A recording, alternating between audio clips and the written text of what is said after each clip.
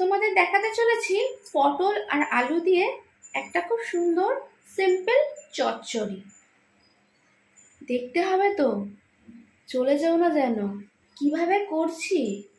যদিও বা সাধারণ, কিন্তু এই গরমে আমাদের এই সাধারণ জিনিস খেতে এখন বেশি ভালো লাগছে। কেন বলো তো? এই যে এত গরম পড়েছে, এখন আর একদমই রিচ খাবার খেতে সব সময় ভালো লাগে না।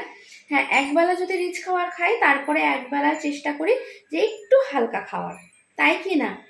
ঠিক বললাম তো? কে একমত আমার সাথে? আর পটল কিন্তু খুবই ঠান্ডা, এত গরমে পটল কিন্তু শরীরের পক্ষে খুবই ভালো একটা সবজি।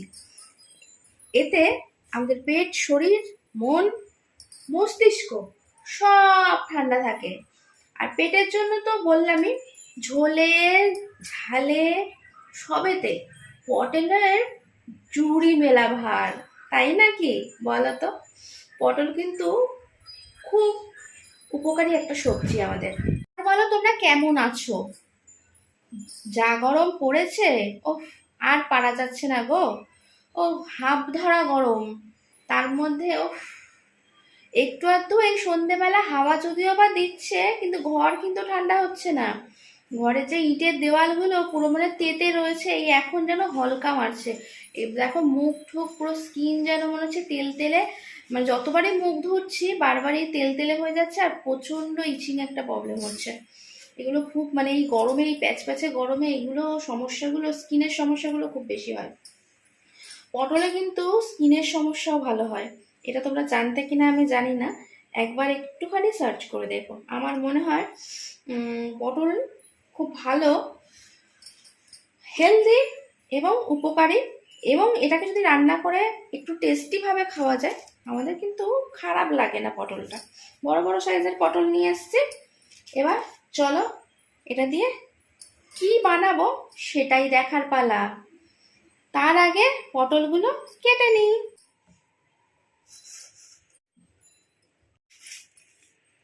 পটল আলুটা কিন্তু আমার কাটা হয়ে গেছে। পটল কিন্তু আমি নিয়েছি আজকে এরকম লম্বা লম্বা করে, আর এখানে পটলটা যেহেতু লম্বা লম্বা কেটেছি, তার জন্য আলুটাও কিন্তু আজকে এরকম লম্বা লম্বা করে কেটেছি, কিন্তু খুব বেশি ছোট ছোট পাতলা পাতলা নয়। দেখো ঠিকঠাক সাইজে আছে, কিন্তু এটা আলু চচ্চড়ির মতন ডুমো ডুমো করে কিন্তু আজকে কাটিনি। আজকে একটু এই লম্বা লম্বা করেই কেটেছি, একটু অন্যরকম ভাবে। দেখো বেশ মোটাই আছে কিন্তু। খুব ভালো করে এগুলোকে এখন ধুয়ে নেবো। হয়তো অনেকেই ভাববে যে দিদি পটলগুলো কি কেটে ধুলে ভালো হবে, মানে ধুয়ে কাটলে ভালো হতো না?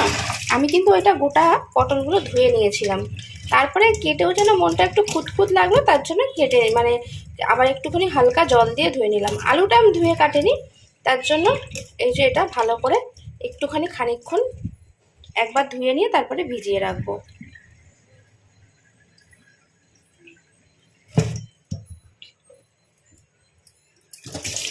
কারণ আলুটা নোংরা ছিল তো, মানে গায়ে বালি বালি হয়ে যেত, জলটা পুরো নোংরা হয়ে যেত পটলটা কাটছিলাম, তাই জন্য আলুটা ধোয়া হয়নি, কিন্তু পটলটা কিন্তু গোটা ধুয়ে নিয়েছিলাম।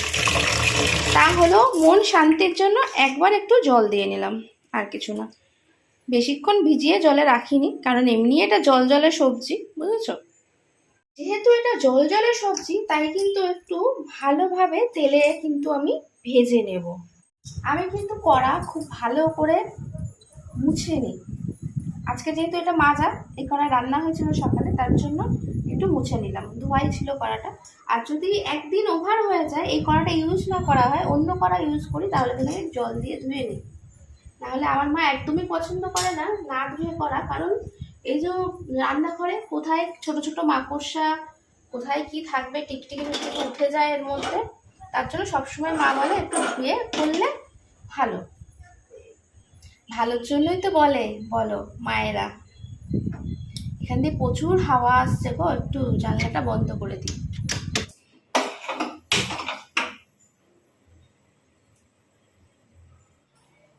কড়াইতে কিন্তু আমি সর্ষের তেল দিয়ে দেবো।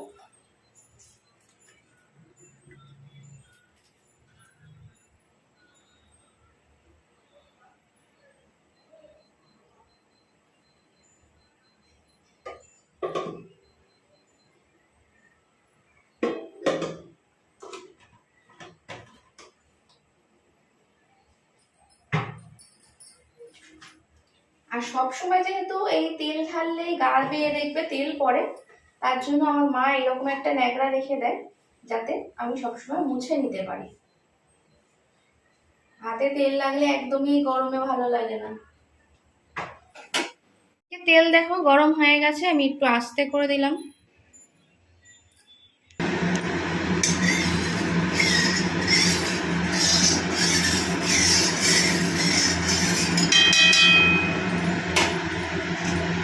এর মধ্যে এবার পটলগুলো দিয়ে দেবো, আগে একটু তেলে ভেজে নেবো আমি খুব ভালো করে।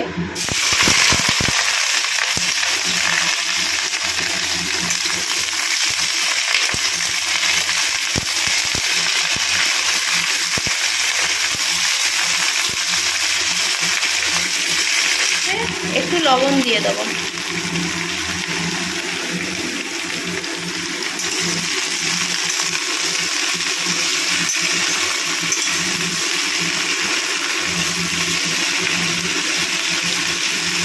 আর এরকম ছড়িয়ে ছড়িয়ে দেবো, যেহেতু লম্বা লম্বা করে কাটা তো ওই জন্য এরকম একটু ছড়িয়ে ছড়িয়ে দেবো, তাহলে ভাজাটা খুব ভালো হবে।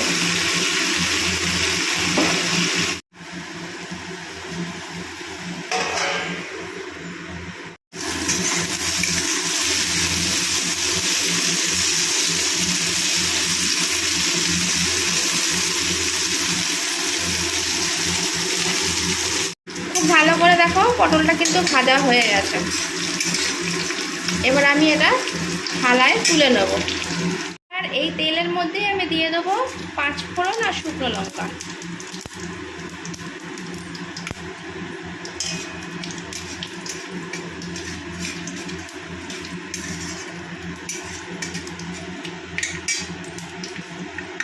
এবার আমি দিয়ে দেবো আলুগুলো।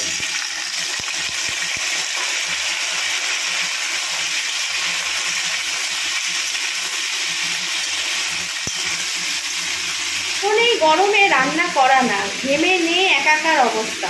আলুটাকেও কিন্তু একটু ভালোভাবে নেড়ে নেব।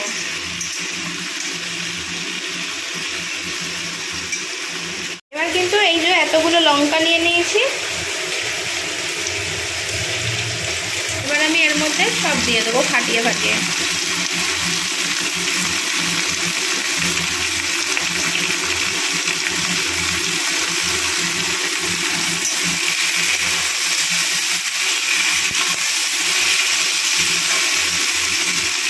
দিয়ে দেবো একটু হলুদ গুঁড়ো, অল্প একটু পরিমাণ লঙ্কার গুঁড়ো।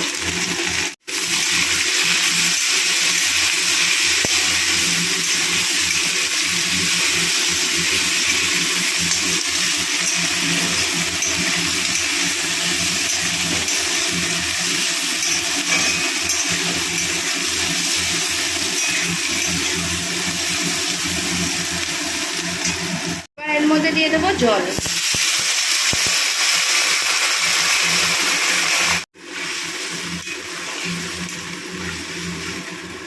এর মধ্যে দিয়ে দিচ্ছি স্বাদ মতন নুন।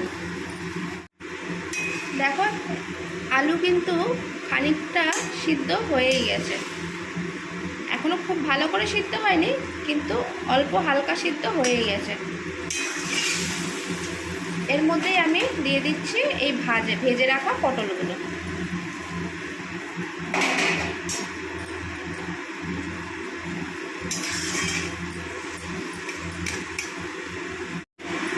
ঢাকা দিয়ে দেবো।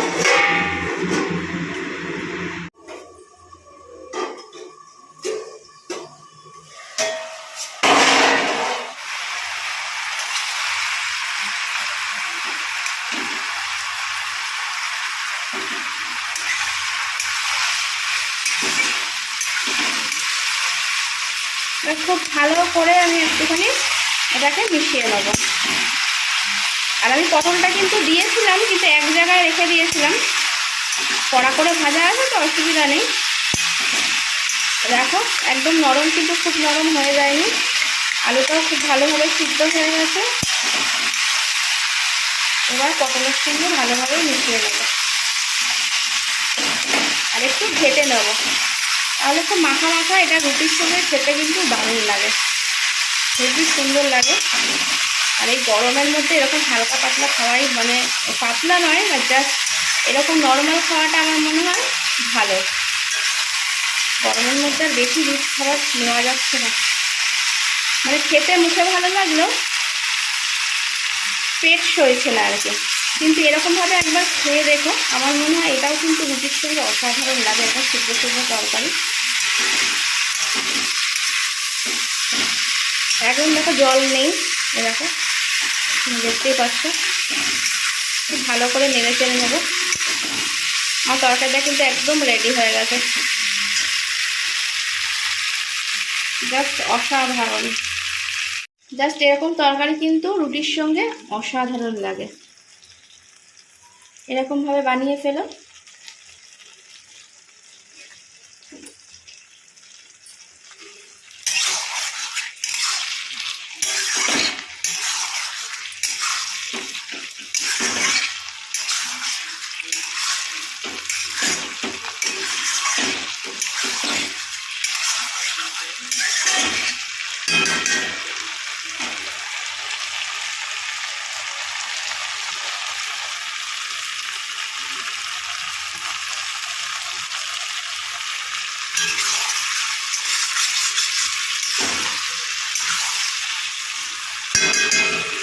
অবশ্যই কিন্তু কেমন লাগলো রেসিপিটা কমেন্ট করে জানিও। খুব সাধারণ একটা রান্না, কিন্তু রুটি দিয়ে দারুণ লাগে।